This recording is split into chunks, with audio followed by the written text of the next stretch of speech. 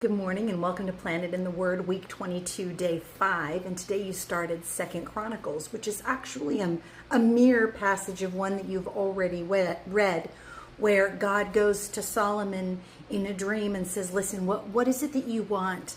And I will be there, right? And Solomon, of all the things he could asks for wisdom. And so we know the story. God really blesses him. But I want to talk about what happens right after this passage, because it begins to, I think that's the point where the wheels begin to come off.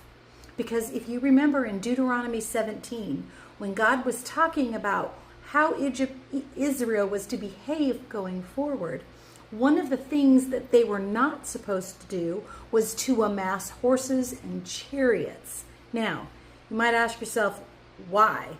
Well, maybe one of the most logical reasons is because then they would not have to rely on God. They would rely on their own military strength, because horses were not used necessarily for work.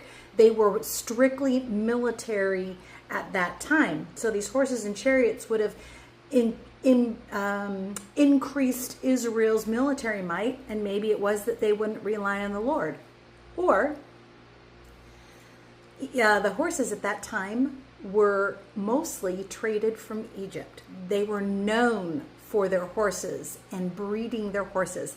And maybe it is that God didn't want Israel to start having ties back to the land that they came out of.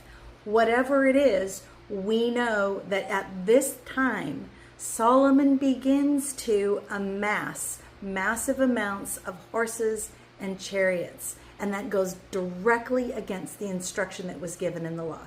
Hope you find that interesting. Have a great day.